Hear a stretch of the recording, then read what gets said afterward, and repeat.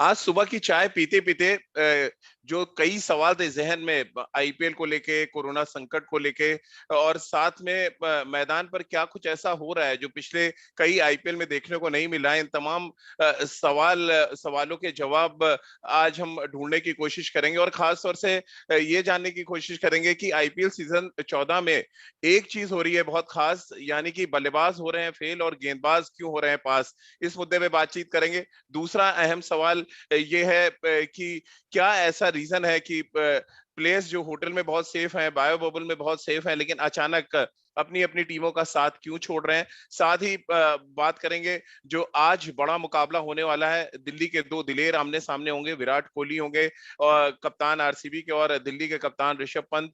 दोनों दिल्ली के खिलाड़ी हैं, दोनों दिल्ली में पले बढ़े हैं और ऐसे में दिल्ली की जो एग्रेसिव सोच के साथ अपने अपनी टीमों को कैसे आगे ले जाते हैं, ये अपने आप में एक बड़ा सवाल होगा और इन तमाम सवालों के जवाब आज जानेंगे अपनी इस स्पेशल एपिसोड में। आईवीएम पॉडकास्ट की खेल नीति पर आपका बहुत बहुत स्वागत है। मेरे साथ सबा करीम पूर्व क्रिकेटर और पूर्व सेलेक्टर जुड़ चुके हैं।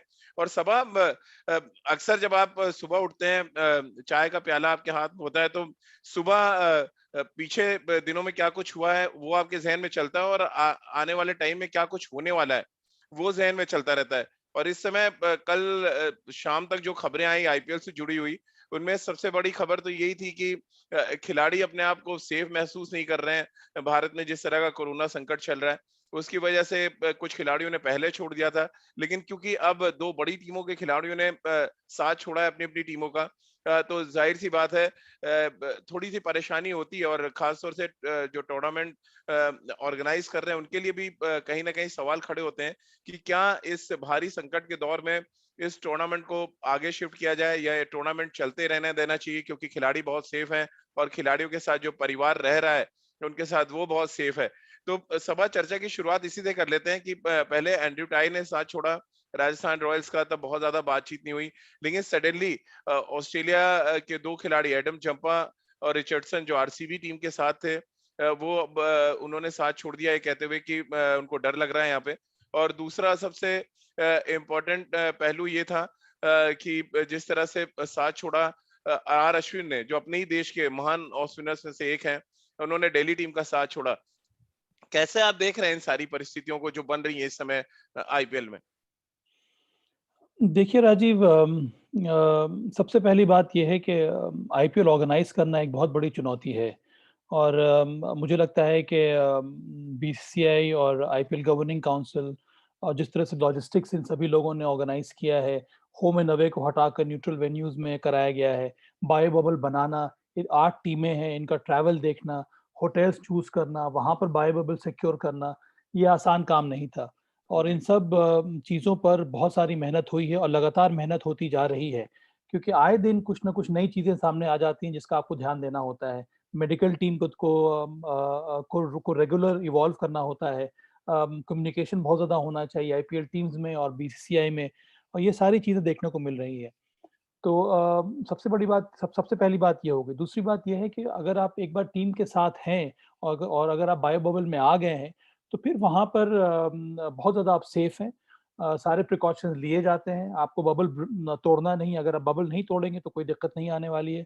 ना ही केवल खिलाड़ियों के लिए भी, पर मीडिया कंटिंजेंट के लिए भी या फिर कमेंटेटर्स के लिए भी कुछ उसी प्रकार के बायो बबल बनाए गए हैं।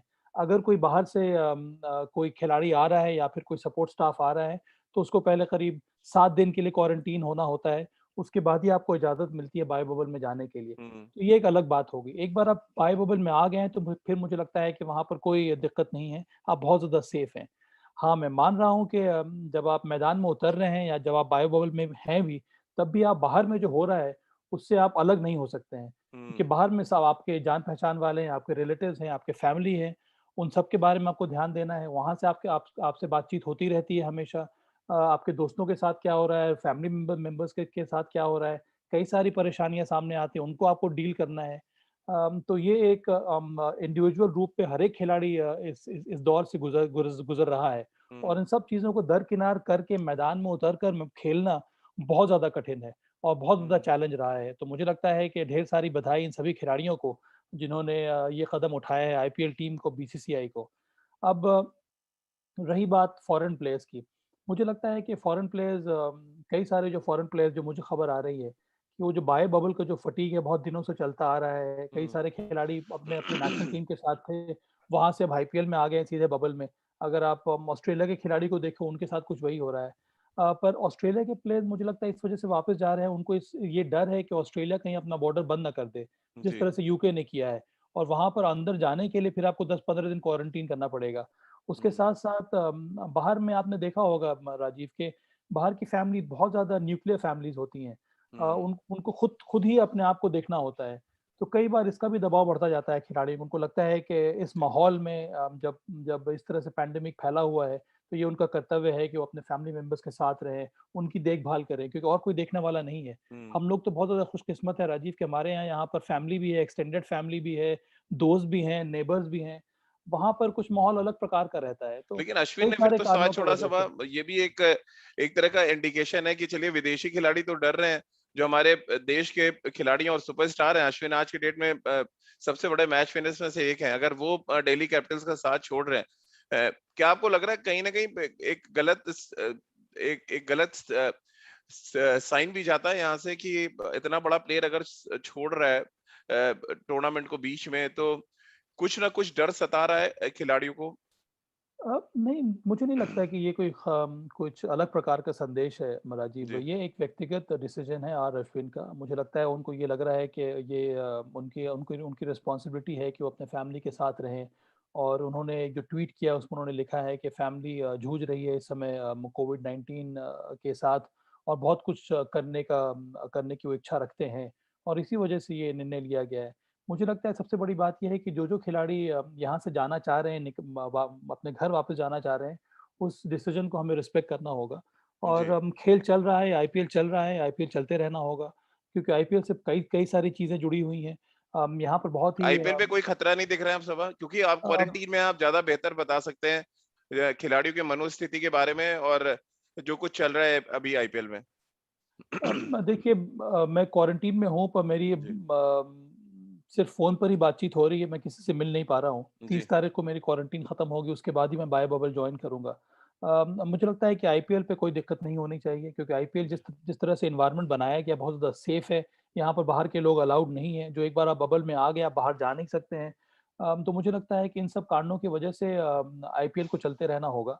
ये जी, उस तरह का कांग्रीगेशन नहीं है जहाँ पर लोग बायो बबल को तोड़कर खेल रहे हैं। बहुत जी, ज़्यादा सिक्योर है ये, बहुत ज़्यादा सेफ एनवायरनमेंट है और इसी वजह से यहाँ पर मैचेज़ मैचेज़ हो रहे हैं। और मुझे लगता है जी, कि आईपीएल के साथ कई सारी और भी चीज़ें जुड़ी हुई हैं। रेवेन्यू जनरेट करता है, कई सारे लोगों को जॉब मिल रही है इससे। तो बहुत सारे लॉजिस्टिक्स इन्वॉल्व हैं इसमें, बहुत सारे लोगों को फ़ायदा होता है। जी, इस वजह से मुझे लगता है कि आईपीएल होते रहना चाहिए और थोड़ी बहुत खुशियाँ लेकर आता है। वो इतना ज़्यादा गम फैला हुआ है हम लोगों के जी। चारों तरफ इस समय। बिल्कुल और इसी 2 विपरीत चीज़ें देखने को मिली सभा। एक रिएक्शन उस पे ले लें और उसके बाद मैं थोड़ी पिच कंट्रोवर्सी पे भी आऊँगा। पैट कमिंस एक और ऑस्ट्रेलियाई खिलाड़ी जिन्होंने पीएम रिलीफ फंड में $50,000 डोनेट किए ताकि कोरोना संकट में जो फंसे लोग हैं उनकी मदद हो सके। तो ये भी एक जेस्चर है अलग तरीके का कि अगर आपको लग रहा है कि कोरोना की वजह से परेशानी हो रही है तो उस परेशानी से निकलने का भी एक ये भी तरीका है कि आप पॉजिटिव सोच रखें और उसका बेस्ट एग्जांपल सेट किया पैट कमिंस ने। हाँ, राजीव और ढेर सारी बधाई पैट कमिंस को जी, क्योंकि ये फॉरेन प्लेयर हैं, यहाँ पर वो आके खेल रहे हैं, उनको लगता है कि बहुत बड़ा प्रिविलेज है कि उनको खेलने का मौका मिल रहा है। भारत वो कई बार आ चुके हैं, यहाँ का जो पैशन है, यहाँ के जो फैन्स हैं उनके बारे में उनको पता है और जो चारों तरफ हो रहा है भारत में, इसको देखकर उन्होंने ये कदम उठाया है। जी, मुझे लगता है इससे ये बहुत बड़ी सीख है अन्य खिलाड़ियों के लिए भी या फिर हम सभी लोगों के लिए कि हम जितना हो सके हमें कंट्रीब्यूट करना चाहिए, लोगों की मदद करनी चाहिए। अपने इर्द-गिर्द जो हो रहा है उसके बारे में एहसास होना चाहिए और फिर हमें उस प्रकार से मदद करनी चाहिए और लोग कर भी रहे हैं अपने हिसाब जी। से। जिसको जितना हो रहा है उतना लोग कर रहे हैं। मुझे लगता है कि ये बड़ा ही शानदार संदेश है पैट कमिंस का और कि उन्होंने ये डिसाइड किया है क्योंकि हम सब लोगों को बहुत कुछ करना होगा अगर हमें इस पैंडेमिक से उभरना है तो राजीव। बिल्कुल, और हम सबकी ज़िम्मेदारी बनती है कि जो पॉज़िटिव चीज़ें हैं वो ज़रूर जो हमारे जो दर्शक हैं, हमारे जो श्रोता हैं उन तक ज़रूर पहुँचे, क्योंकि इतनी ज़्यादा नेगेटिव चीज़ें फैली हुई हैं, और तमाम जो डॉक्टर्स हैं वो भी ये कह रहे हैं कि आप पॉज़िटिव रहें। अगर आप मेंटली बहुत पॉज़िटिव हैं तो फिर बीमारी आपको छू भी नहीं सकती, और कोरोना जैसी बीमारी जो जैसे ही आप नेगेटिव होते हैं वो आप पे और अटैक करती है। तो क्रिकेट एक एक ज़रिया आपके लिए बन सकता है जहाँ से आप पॉजिटिविटी इकट्ठा करके अपने आप को मजबूत कर सकते हैं, क्योंकि जब खिलाड़ी अपने परिवार को छोड़ के मैदान पे खेल रहे हैं इस संकट की स्थिति में, वो सिर्फ इसलिए कि 3.5 घंटे जो हमें मिलते हैं, शायद हम बहुत सी चीजें भूल जाते हैं और इन्वॉल्व हो जाते हैं एक तरह से उस पर्टिकुलर मैच में। तो ये भी एक तरीके से आप इसको पॉजिटिव वे में ले सकते हैं। हालांकि बहुत लोगों का ये भी स्टेटमेंट आ रहे हैं कि एक तरफ देश जहां कोरोना संकट से जूझ रहा है, ऑक्सीजन नहीं है, मेडिकल व्यवस्थाएं चरमरा रही है, वहां पे क्रिकेट कराने की क्या जरूरत है। बट मैं बहुत पॉजिटिव वे में लेता हूँ, और क्रिकेट होना इसलिए जरूरी लग रहा है क्योंकि देश में एक धर्म की तरह देखते हैं क्रिकेट को, और अगर आप क्रिकेट से जुड़े हुए हैं तो कम कम से कम 3.5 घंटे के लिए ही सही आप बाकी की चीजों से अलग हटा लेते हैं अपना दिमाग, और शायद ये बहुत जरूरी है आज के तारीख में। बहरहाल, अब दूसरा सवाल जो मेरे जहन में आया था चाय पीते वक्त, उसमें भी सबा से बात करना चाहूंगा। सबा, बहुत लंबे समय से मैं आईपीएल फॉलो कर रहा हूँ, लेकिन इस बार के सीजन में जो कुछ मैंने देखा, कम से कम पिछले 3 सीजन में तो खास तौर से नहीं देखा। 18, 19 और 20 में 21 मैचेस हुए हैं अभी तक, और 21 मैचों में मैं निकाल रहा था, एनालिसिस कर रहा था, 2021 में सबसे ज्यादा कम रन बने जो अभी तक 21 मैचेस हुए हैं, जिनमें 13 बार 160 से कम का स्कोर हुआ है। यानी कि बल्लेबाज हो रहे हैं फेल, और गेंदबाज हो रहे हैं पास, और इसीलिए मैंने कहा था कि आईपीएल सीजन 14 कहीं ना कहीं लग रहा है मुझे बहुत खास। हाँ, हाँ, हाँ, राजीव। मुझे लगता है कई सारे फैक्टर्स हैं जिसकी वजह से जी। ये एक नए प्रकार से आईपीएल जो है वो घट रहा है। सबसे बड़ा कारण है जिसके बारे में हम लोगों ने बात भी की है जी। कि वेन्यू ज़्यादा है नहीं यहाँ पर। बैक टू बैक मैचेस हो रहे हैं। क्यूरेटर्स को या फिर ग्राउंड्समैन को समय मिल नहीं रहा है विकेट तैयार करने का। उदाहरण के तौर पर अगर आप देख लें कि आज अगर मैच हो रहा है और कल भी मैच होने वाला है, तो जी। ग्राउंड्समैन को वक़्त कहाँ है जो बगल वाली विकेट है उसको बनाने का। वक़्त बहुत ज़्यादा कम है उनके पास व विकेट तैयार करने के लिए, और इसीलिए जो विकेट है बहुत ज़्यादा टफ मिल रही है यहाँ पर बल्लेबाज़ी के लिए। उसके साथ-साथ ये जो बिलो पार बल्लेबाज़ी में जो प्रदर्शन रहा है उसका एक और फैक्टर है जिस तरह से बल्लेबाज़ों को जो अप्रोच होना चाहिए था, वो देखने को नहीं मिला है। हुँ। आपको जब मालूम है कि विकेट इतना टेढ़ा है, विकेट इतना टफ है, यहाँ पर रन्स बनाना उतना आसान नहीं है, तो आपको अलग प्रकार के गेम प्लान के साथ मैदान में उतरना होगा रन्स रन्स बनाने के लिए। चाहे आप पहले बल्लेबाज़ी कर रहे हो या फिर सेकंड हाफ में बल्लेबाज़ी कर रहे हो। और सबसे बड़ी चुनौती यहाँ पर टीम्स के लिए ये आई है कि विकेट को रीड करना, हुँ। कंडीशंस को रीड करके उस हिसाब से आपके अपनी स्ट्रैटेजी बनाना। मुझे लगता है कई सारी टीमें जो हैं वो करने में कामयाब नहीं हुई हैं, और उसका मुझे लगता है कि इसी वजह से उनको रिज़ल्ट जो है उनके फ़ेवर में नहीं हुआ है। ऐसी टीमें जो ज़्यादा प्रोएक्टिव रही हैं, जिन्होंने सही प्रकार के प्लेयर्स को चुना है, जिन्होंने कंडीशंस को असेस किया है, उनका प्रदर्शन काफ़ी अच्छा हो रहा है। तो बहुत बड़ी चुनौती है यहाँ पर बल्लेबाज़ों के लिए। उसके साथ-साथ राजीव सेकंड हाफ में किस तरह से गेंदबाज़ी होनी चाहिए, क्योंकि ओस इतना हुँ। ज़्यादा पड़ रहा है, और हर जगह जितने सारे वेन्यूज़ हैं, विशेष करके अहमदाबाद में तो ये बहुत बड़ी समस्या होने वाली है। सेकंड हाफ जी। में जो टीम गेंदबाज़ी करेगी उनके लिए। मुझे लगता है कि बहुत बड़ी चुनौती है, पर आपने सही कहा कि ये बहुत बड़ा बहुत ही कठिन दौर है ये ख़ास करके जी। बल्लेबाज़ों के लिए। लेकिन एक एक जो और चैलेंजिंग सिचुएशन आ रही है इस समय, सभा, जो मैं रीड कर पा रहा हूँ, हमने चेन्नई में जब मैचेस खेले तो जो फिरकी थी, यानी कि स्पिन बॉलर्स वो डोमिनेट करते नजर आए। मुंबई में सडनली हमने जो सेकंड हाफ के मैचेस देखे, वहां पे फास्ट बॉलर्स को बड़ी अच्छी मदद मिल रही थी। हमने दीपक चहर को देखा, 2 बार 4 विकेट हॉल वो ले गए। अब अहमदाबाद जब पहुंचे हैं तो वहां भी हालात कुछ वैसी हैं। अगर एक टीम खेल रही है और 130 के नीचे का स्कोर बना रही है, तो ये दर्शाता है कि वहां पर भी बॉलर्स के लिए कुछ ना कुछ है। और ये सडन चेंज टेक्नोलॉजी जो बढ़ी है कि आप बल्लेबाजों को रीड अच्छे तरीके से कर पा रहे हैं, वो है, या टेक्निक में खामी आप देख रहे हैं, या ओवरऑल जो क्रिकेट बहुत कम खेली गई है वर्ल्ड वाइड, उसका आप असर देख रहे हैं कि आते ही लोग फटाफट शॉट्स खेलने चले जा रहे हैं। वो जो अप्लाई करने की बात है वो थोड़ी कम नजर आ रही है। हाँ, राजीव, पर एक बात ये भी है ना कि टी20 फॉर्मेट ही इसी वजह से बना हुआ है ताकि जी। आपके पास ओवर्स कम हैं, आपके पास गेंदें बहुत कम हैं और आपको तेज़ गति से रन बनाना है। तो ये माइंडसेट के साथ हर एक बल्लेबाज या फिर हर एक टीम मैदान में उतर रही है। और इस वजह से पार स्कोर क्या होना चाहिए, ये डिसाइड करना बड़ा मुश्किल हो जाता है। नॉर्मल जी। कंडीशंस में जहाँ पर विकेट अच्छा है, हर एक टीम को मालूम है कि उनको कम से कम 180-200 रन बनाने होंगे, जो कि एक पार स्कोर होगा। पर इस तरह के टफ विकेट्स में ये डिसाइड करना बहुत ही कठिन हो जाता है। और जी। 1 या 2 दिन पहले मैं कैफ का इंटरव्यू देख रहा था, उस उन्होंने वहाँ पर भी यही कहा कि जनरल कंडीशंस अगर ठीक होते हैं, तो टीम पहले से तैयारी करके जाती है कि भाई आज मुझे 180-200 के बीच में होना चाहिए। जी।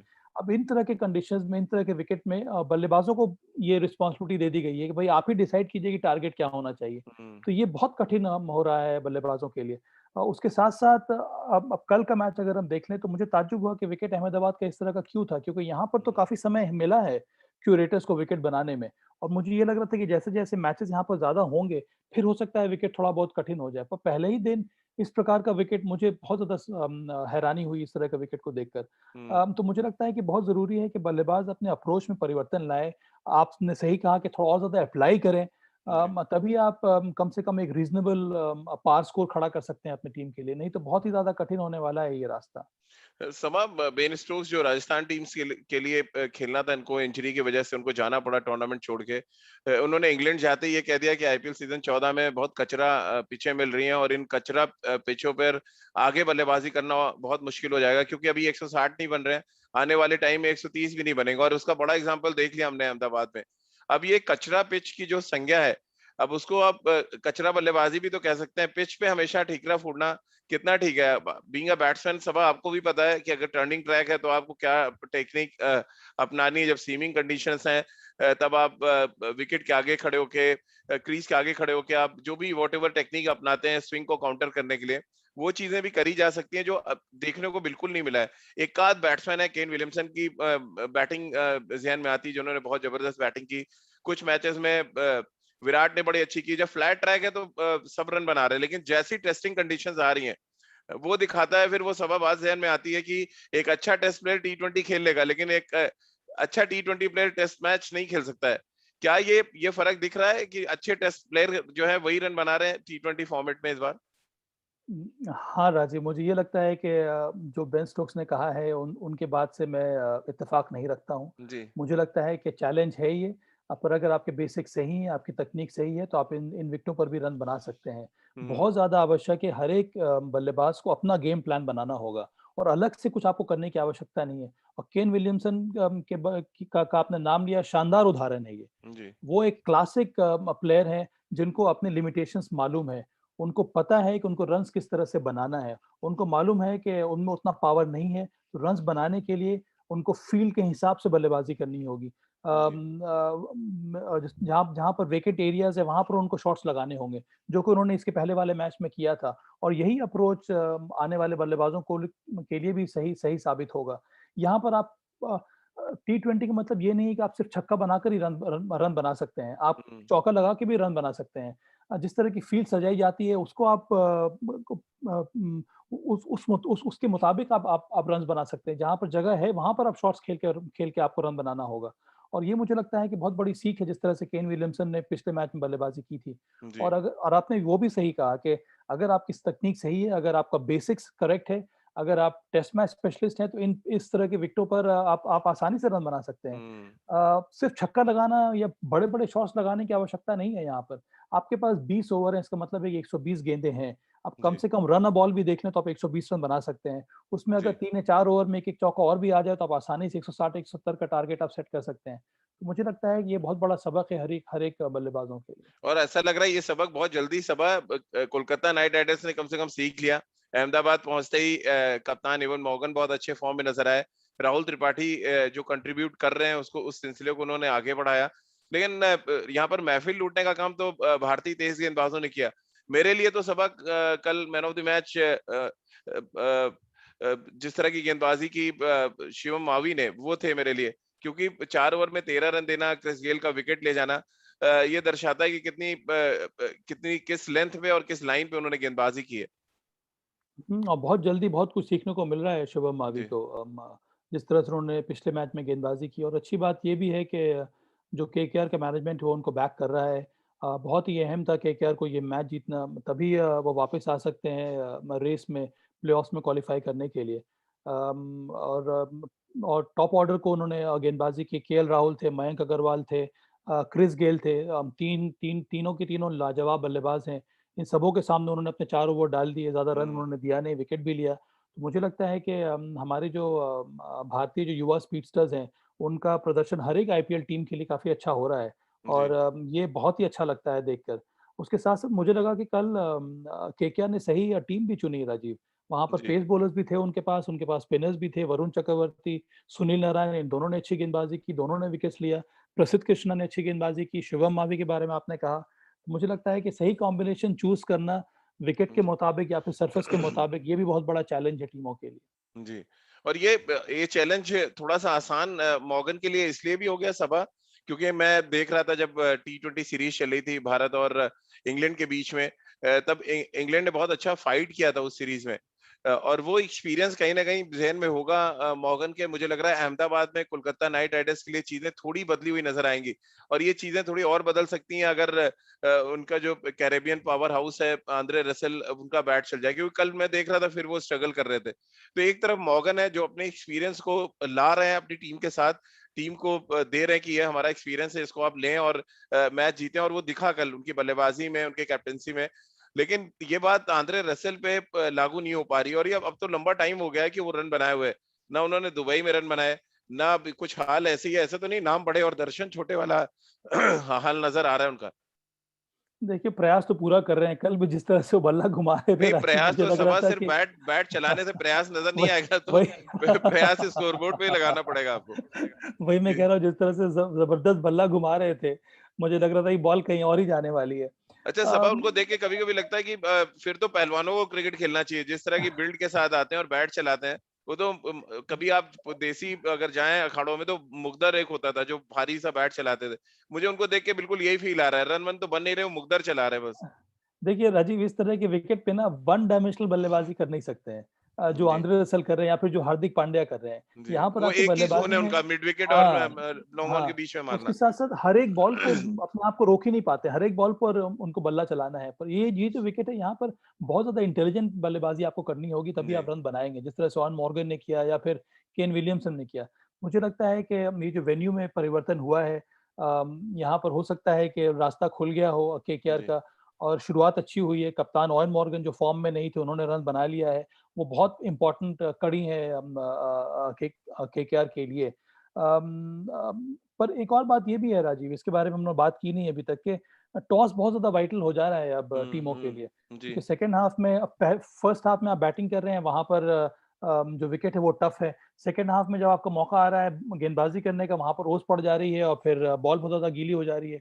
तो टॉस हारने वाली टीम के लिए बहुत बड़ा डिसएडवांटेज है ये। और मुझे लगता है यहाँ से किस तरह से निकला जाए, ये कहना बड़ा आसान होता है, पर बहुत जी। ज़्यादा कठिन है इस पर अमल करना। बिल्कुल और सबा ऐसा लग रहा था, कल तो मैं मैच देख रहा था कि रग्बी का मैच चल रहा है। आप आपने डाइव हुँ। मारी, बॉल बाउंड्री तक नहीं पहुंच रही, फील्डर डाइव मार के पहुंच जा रहा है because of due factor. Due इतना ज्यादा था कि पानी बिल्कुल नजर आ रहा था कि मैदान में पानी है। अब ये तो ऐसा लग रहा है कि रग्बी टूर्नामेंट है जिसके लिए जो बाद में फील्डिंग कर रहा है, आपको फील्ड करना है, बॉल पहुंचाना है वापस, और आराम से आप डाइवे मारते रहे। टीवी के लिए बड़ा अच्छे विजुअल नजर आ रहे हैं इस समय। अब हाँ, राजीव, पर बॉलर्स के लिए सोचिए, आप तो गेंदबाजी करते हैं, जी, लेफ्ट आर्म स्पिनर रह चुके हैं, कितना ज़्यादा कठिन है। कल नहीं, मैंने आज एक मैंने विज़ुअल सबा देखा ये था। बॉल थोड़ा गीला करके कोशिश किया है, और ये हुँ, वाक़ई इट्स वेरी टफ ग्रिप करना, मतलब थोड़ा बहुत नया बॉल है। मैं ग्रिप करने की कोशिश भी कर रहा हूँ। लेकिन जब रिलीज़ पॉइंट पे आता है तो ऑटोमेटिक बॉल आपकी जो स्पिनिंग फिंगर है वहाँ से छूट रहा है। हाँ, और ये हाँ, एज़ अ फिंगर स्पिनर मैं बता रहा हूँ, रिस्ट स्पिनर्स के लिए तो और मुश्किल है और इस भी कंडीशन मुश्किल है। में बॉल डालना। हाँ, इसीलिए मुझे लगा कल रवि बिश्नोई ने शानदार गेंदबाज़ी की थी, बहुत अपने 4 शानदार। ओवर में जी, सिर्फ़ उन्होंने 19 रन दिया, बहुत कठिन था। मुझे लगता है कि जब बॉल गीली हो जाती है, तो आपका जो ध्यान है एक बॉलर का, वो सिर्फ़ रहता है कि मुझे बॉल सही जगह पे डालनी है। और विकेट तौलिया है कि नहीं लेना, साथ नहीं में लेना सबा, ये है, भी हाँ, रहता है। हाँ, विकेट मिले ना मिले वो अलग बात है, भाई बॉल सही जगह पे पहुँच जाए। मुझे लगता है आपका ध्यान ही पूरा भटक जाता है, ध्यान आपका जी, चला जाता है किस तरह से बॉल को मेंटेन करें, बॉल सही टप्पे पे पड़े। तो बहुत कठिन है ये गेंदबाजों के लिए। मुझे लगता है जी। कि टॉस बहुत इम्पोर्टेंट फैक्टर रहेगा अहमदाबाद में विशेष करके। चलिए, तो अहमदाबाद में ही आज दूसरा मुकाबला खेला जाएगा, उसपे भी सबा बात कर लेते हैं। आज विराट कोहली और ऋषभ पंत मैदान पे होंगे। दिल्ली के दोनों खिलाड़ी हैं। दिल्ली की सोच कहीं ना कहीं नजर आती है, वो एग्रेशन नजर आता है दोनों टीमों में। लेकिन सबा, जैसे कि आप बार बार बात कर रहे हैं, क्या होटल के कमरे में टीम मीटिंग में से प्लेइंग कॉम्बिनेशन खिलाने से ज्यादा टॉस की प्रैक्टिस तो नहीं कर रहे होंगे विराट कोहली सिक्के लेके और राजकुमार जी को फोन पे लेके कि हेड बोलना टेल बोलना हो, कम से 25-30 बार प्रैक्टिस हो रही हो? राजीव, मुझे लगता है कि पिछले 1-2 मैचेस में विराट ने टॉस जीता है। तुमको लगता है, हाँ, उनको और लग रहा है कि भूल उनका जाते हैं, लक वो लक टॉस थोड़ा जीत के बहुत भूल जाते हैं सब कि वो टॉस कि जीते कि भी हैं। कि हाँ, कि मुझे डिसाइड करना है, मुझे बोलना है कि हम बैटिंग कर रहे हैं कि फील्डिंग कर रहे हैं। जी, तो देखिए, सबसे पहली उम्मीद तो यही होगी कि भाई टॉस जीत लिया जाए, विशेष करके जी, अहमदाबाद में। उसके बाद आगे आगे सोचा जाएगा। तो मुझे लगता है कि दोनों टीमों की तैयारी काफ़ी अच्छी हुई है। आरसीबी थोड़ा अफेक्टेड होगा राजीव, क्योंकि उनके पास अब जी, सिर्फ 4 ही ओवरसीज़ प्लेयर्स बचे हैं। 2 प्लेयर उनके जी, चले गए हैं वापस, तो ये एक बहुत बड़ी समस्या है आरसीबी के लिए। आपके पास विकल्प कम होते जा रहे हैं जी, और मुझे ये भी लगता है कि आरसीबी को थोड़ी अपनी बल्लेबाज़ी में और गहराई लानी होगी। हुँ, पिछले मैच में मुझे यही लग रहा था कि दूसरी तरफ सीएसके की टीम थी उनके सामने, जिनकी गहराई बहुत ज़्यादा थी, वो नंबर 8, नंबर 9 तक बल्लेबाज़ी करते हैं। वहाँ पर आरसीबी की जो बल्लेबाज़ी है बहुत ज़्यादा कमज़ोर नज़र आ रही थी। सिर्फ़ उनके 2 या 3 ही प्लेयर्स हैं जो अच्छे फ़ॉर्म में हैं या फिर जिन पर बहुत कुछ निर्भर करता है। तो मुझे लगता है कि टॉस इम्पोर्टेंट रहेगा, उसके साथ-साथ सही कॉम्बिनेशन डिसाइड जी। करके मैदान में उतरना, ये आरसीबी के लिए भी बहुत बड़ी चुनौती होगी। बिल्कुल, और एक जो सबसे इम्पोर्टेंट फैक्टर है सबा, आरसीबी के साथ वो ये भी है कि जिस तरह का स्टार्ट उनको मिल रहा था, अचानक वो ब्रेक लगाने का काम महेंद्र सिंह धोनी ने कर दिया।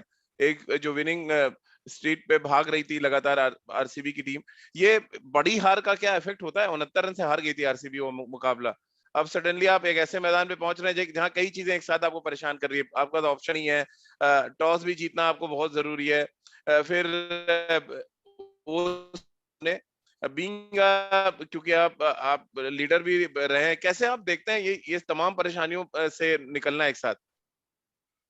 अ, राजीव, मुझे लगता है कि इतने बड़े टूर्नामेंट में 1-2 मैचेस आपके इस तरह से घटेंगे जहाँ पर आपको बहुत बड़ी हार का जी। मुँह देखना पड़ेगा, आप पूरी तरह से आउटप्लेड हो जाएँगे। अ, बहुत कुछ निर्भर करता है कि इसके आगे आप क्या कर रहे हैं। क्या हुँ, आप उसी कॉम्बिनेशन के साथ स्टिक करेंगे या फिर आपकी स्ट्रैटेजी में परिवर्तन होना चाहिए विकेट के हिसाब से, कंडीशंस के हिसाब से?